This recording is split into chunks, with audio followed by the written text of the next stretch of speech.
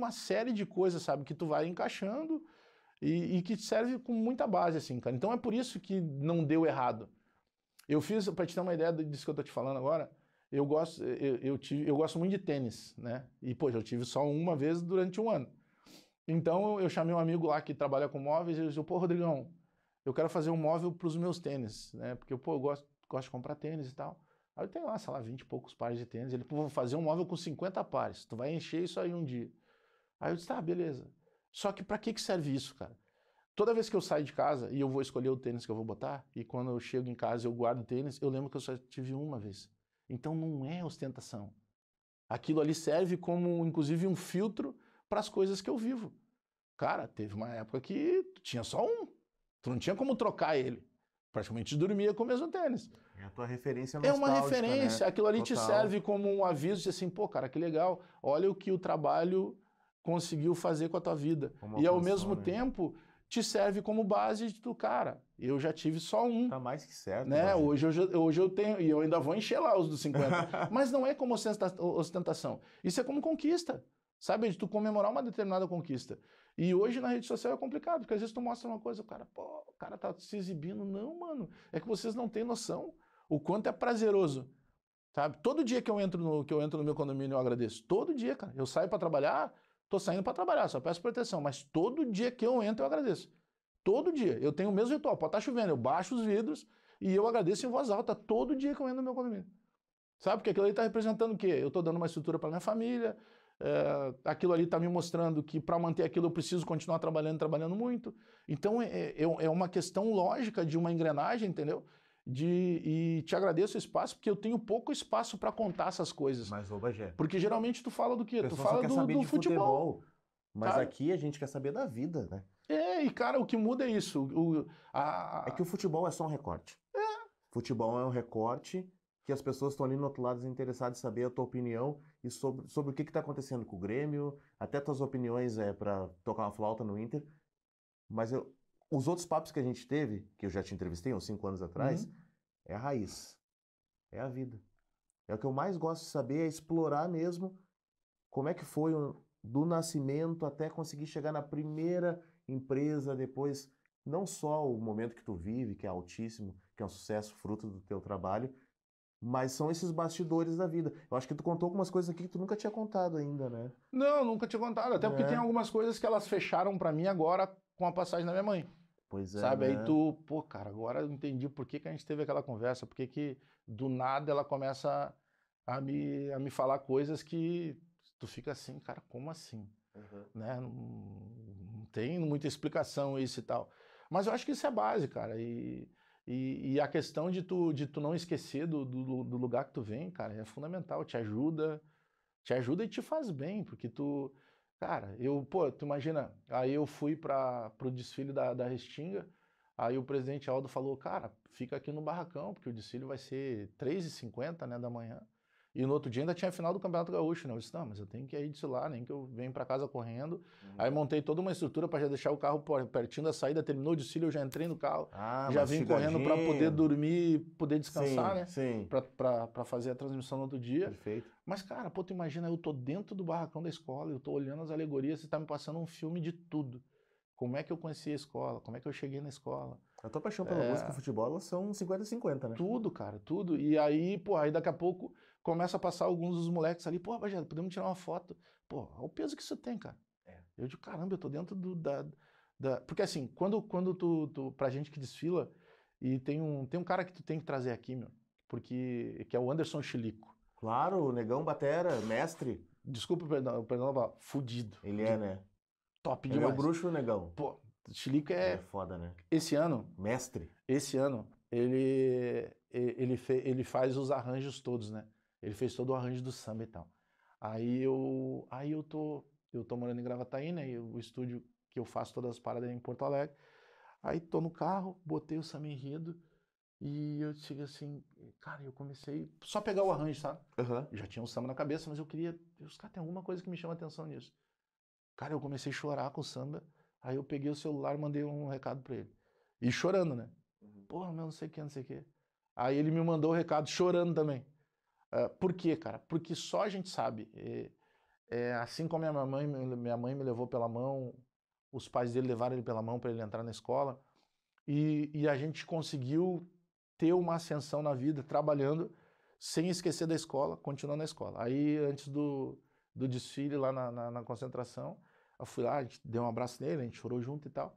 Porque quando tu desfila na Restinga, e a gente passou muito isso, e por isso que a gente chora até hoje quando vai desfilar na Restinga, porque quando tocava a sirene e tu passava a linha amarela ali que estava valendo, tu esquecia de tudo.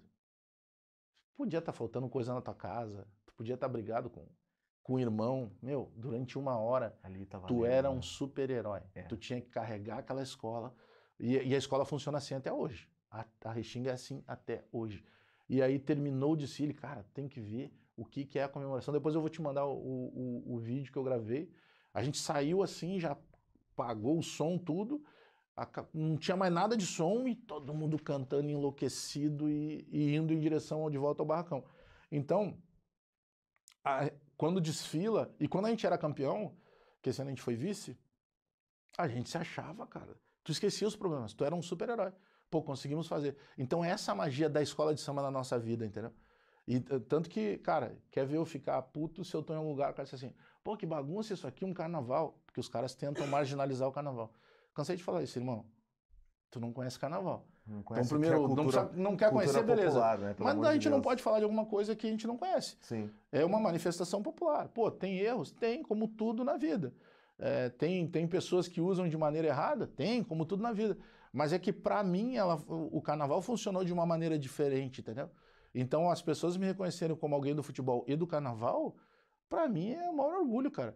E ano passado ainda a TVE me chamou pra fazer a apresentação das 2 noites dos desfiles. Sim. E aí eu tava dizendo pros caras lá, antes de entrar no ar, os caras, pô, quando é que eu imaginei tudo isso aqui, cara?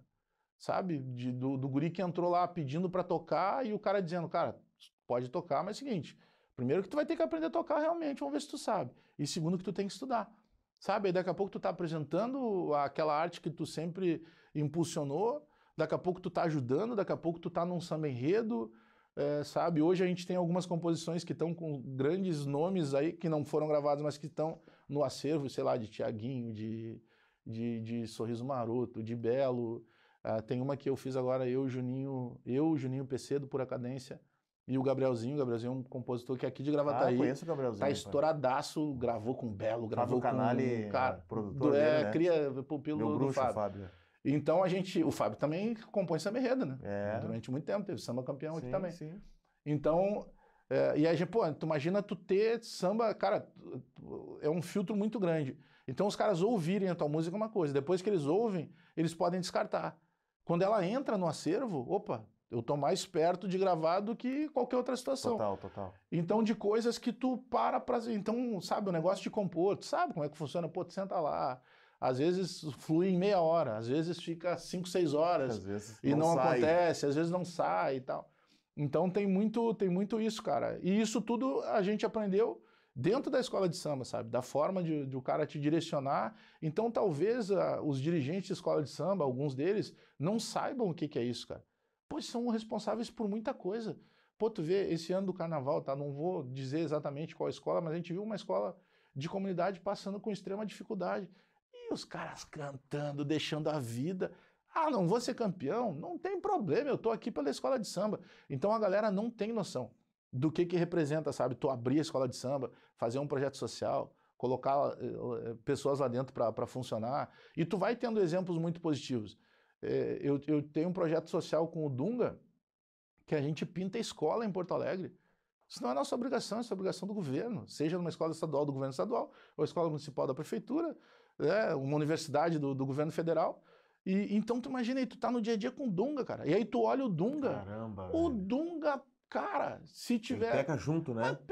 Ele é o primeiro cara... É o primeiro, né? Agora, durante as cheias no Rio Grande do Sul, do ano passado, a gente lá no Debate Raiz, pô, não tinha o que falar de futebol, né? Sim. Não era nem porque não tinha futebol acontecendo, né? Porque o fato não tinha clima, não tinha né? Ambiente. Nós tínhamos pessoas sendo atingidas e pessoas do nosso convívio. Aí o que a gente fez? E, cara, vamos fazer lá um live Pix que a gente vai arrecadar grana para ajudar. Aí, cara, arrecadou, sei lá, quase 700 mil. Aí, cara, como é que a gente vai fazer agora, né? Pô, Nós temos uma responsabilidade com as pessoas que acreditaram na gente. A gente não vai botar em qualquer lugar isso aqui. Aí o que deu a ideia lá do monte de gente pensando?